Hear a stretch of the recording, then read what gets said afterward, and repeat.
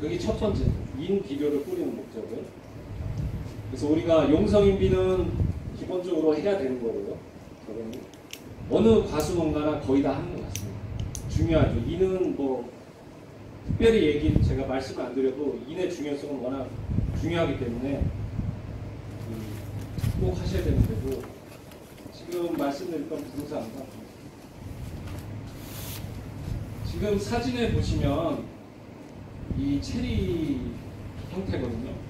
체리인데 일본 자료입니다. 물론 우리나라 자료도 있는데 아직 농원주 허락을 못 받아서 제가 실지는 못했고, 이건 일본 자료는 다 실어도 되기 때문에 실었습니다. 이 일본 자료인데 지금 똑같은 체리인데 한쪽은 과의 형태, 그리고 다른 쪽은 과의 형태. 보면 이쪽이 정상과고요, 이쪽이 비정상과.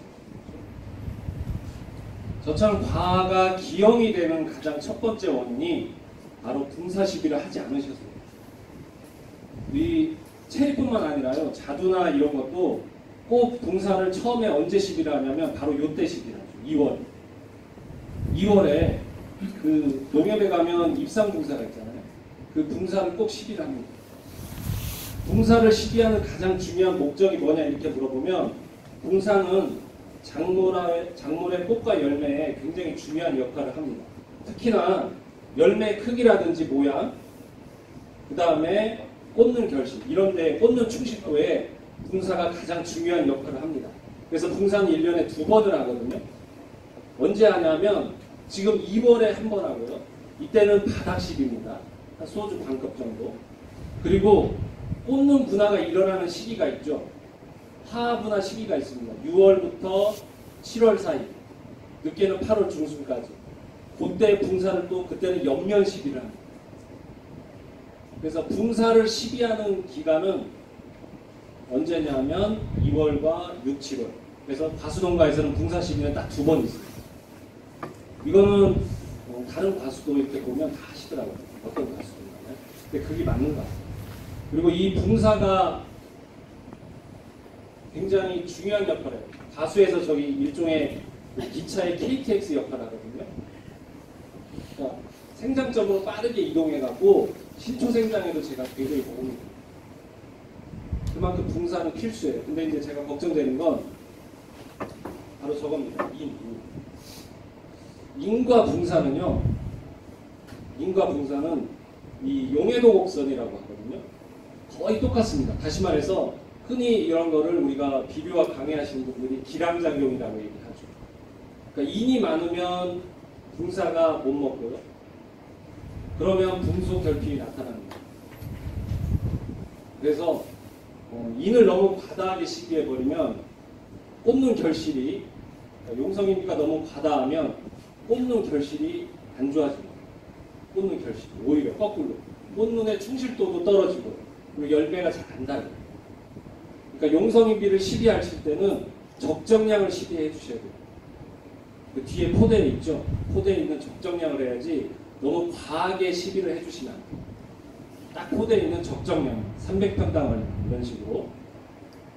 분사도 사실상은 300평당 1년에 필요한 건 1kg 정도입니다. 300평당 따지면. 근데 우리가 분사를 과하게 시비할 이유는 없습니다. 물론 중간에 원효형 복비를 뿌리긴 하지만 그거와 상관없이 분사를 우리가 1년에 2번만 친다고 해도 절대 과하진 않아요. 그러니까 분사는 큰 문제가 없는데 단지 6, 7월에 하는 연면 시기, 연면 시기의 비율은 0.05%가 됩니다. 근데 그 제품 우리나라에 하나뿐이 없어요. 그렇기 때문에 농협 가시면 물어보면, 아니면 농약사에 물어보면 친절하게 알려줘요. 그 분사가 되면서 항상 거기다 꼭 적어놓으세요. 0.05%입니다. 연면식 이용 분사는 0.05%. 0.05%를 넘어서면 약해 피해, 분사 피해. 분사 피해 오면 약해 피해랑 똑같아요. 분사 피해, 만약에 분사 피해를 겪잖아요. 분사를 뿌리고 나서 2, 3일 뒤에 나무가 죽잖아요. 나무가 아까 약해 피해 같은 모습이 나타나면 계속 물을 뿌려주세요. 즉 분사를 닦아내야 돼요. 꼭 기억을 해주시고요. 그래서 분사를 꼭 해주셨으면 하는 거고, 그 다음에 밑에는 이제 마그네슘과 칼슘인데,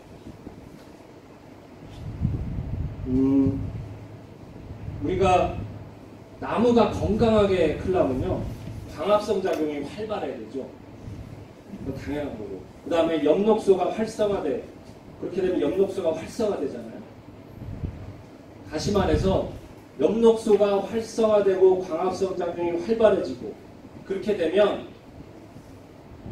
전분하고 당분에 굉장히 효과가 높아져요. 그리고 나무가 건강해지고, 그 역할을 하는 게 저 마그네슘이에요. 그래서 한 달에 한 번 그거를 꼭 하셔야 돼요. 근데 안 하시더라고요. 한 달에 한 번 농약 치실 때 그 20kg짜리 황산 마그네슘, 수용성 황산 마그네슘이 있거든요. 이거 얼마 안 해요. 만 얼마뿐이 안 하는데 그거 500리터에 1kg씩 타서 그냥 나무에 이렇게 뿌려주세요. 농약과 섞어서. 아무 상관없습니다. 뿌려주시면 돼요.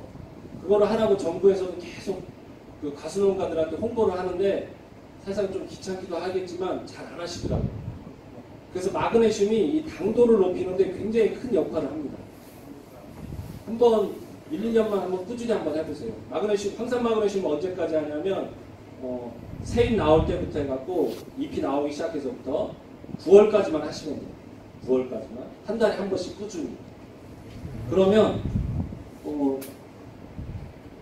어떤 효과도 또 있냐면 여러분들 응애 피해 있죠? 응애 피해. 응애나 이 총체 피해 같은 게 있어요. 잎을 해하는. 그런 총체 피해나 응애 피해가 이 마그네슘에 의하면 인맥이 두터워지거든요. 인맥이 두터워지기 때문에 응애가 잘 가지 않습니다. 그러니까 먹으려고 해도 인맥이 워낙 두터워지고 잎에 윤기가 나요. 그래서 응애나 이런 것들이 가지 않습니다. 그 중국의 대련에 체리 농가들 보면 산동도 그렇고 연태도 그렇고요. 거기 부위원장도 작년 여름에 방문하셨었는데 거기도 보면 응애 피해가 있거든요. 근데 응애 약을 안 한답니다. 왜 안 하나 봤더니 거기는 계속 저걸 뿌리고 있어요. 마그네슘. 한 달에 한두 번씩 계속. 그러니까 당연히 응애 피해가 많이 줄죠. 상대적으로. 그러니까 똑같은 것 같아요. 아무리 그쪽에 비가 적은 지역이라고 하더라도 마그네슘은 제가 볼 때는 나무를 건강하게 키우기 위해서는 꼭 해야 되는데 그거보다도 우리의 주목적은 과수의 당도를 높이고 그 다음에 충해 피해를, 잎을 가하는 충해 피해를 막기 위해서는 마그네슘을 꼭 해주셔야 됩니다. 네? 500리터에 1kg만 하시면 돼요. 농약과 혼용해도 아무 상관없고요. 혹시나 걱정되시면 꼭 농약사에 물어보면 됩니다. 농약사분들이 전문가시기 때문에 잘 말씀을 해줄 겁니다. 이게 이제 제가 올 한 해 받은 사진들 중에 일부인데요. 기본적으로 보면 다 이게 마그네슘 피해죠. 적대적으로. 근데 마그네슘이 그분이 이런 말씀하십니다. 특히 이 사진을 보내주신 분이 금호가에서 그런 얘기하죠.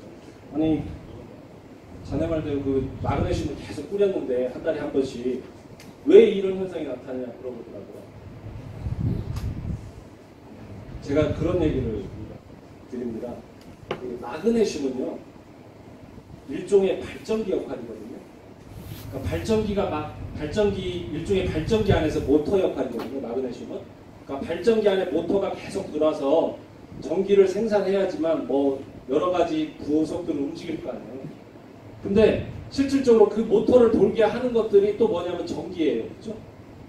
그러니까 어떤 전원 공급이 들어가야지만 모터가 막 활발하게 돌 거 아니에요. 그럼 마그네슘이 아까 뭐라고 했어요? 엽록소를 활성화해서 광합성 작용을 활발하게 한다는데 실질적으로 나무들이 광합성 작용을 활발하게 하려면요. 공기 중에 있는 뭐가 나무로 들어와야 되느냐 하면 바로 이산화탄소, CO2죠.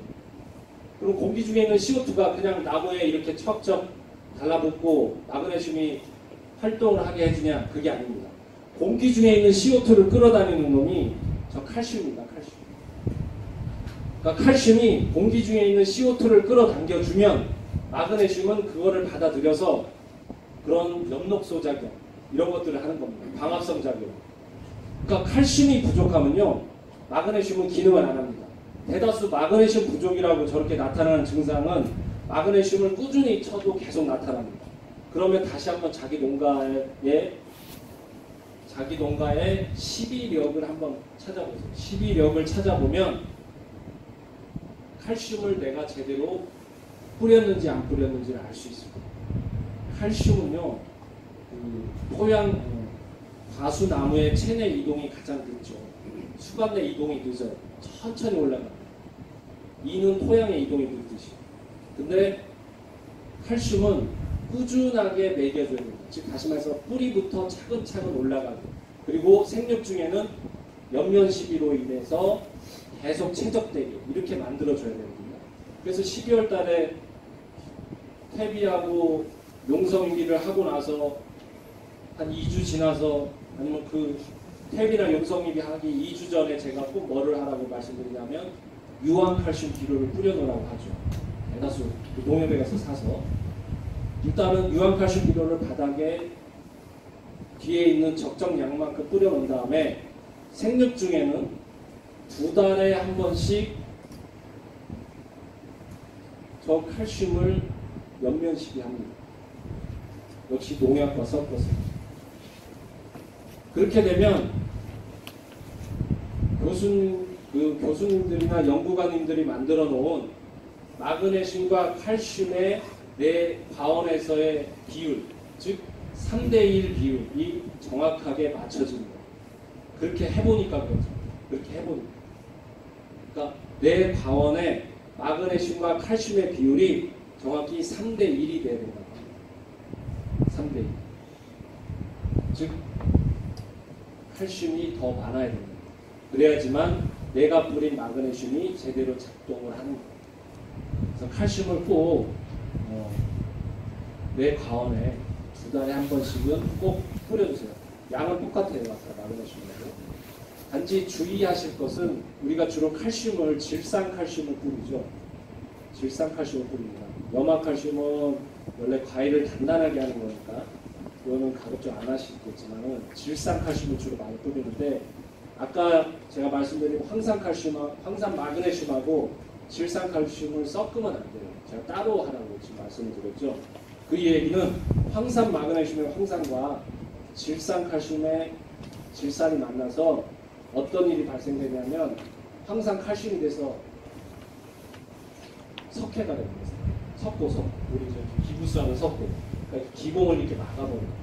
그런 부작용이 생기기 때문에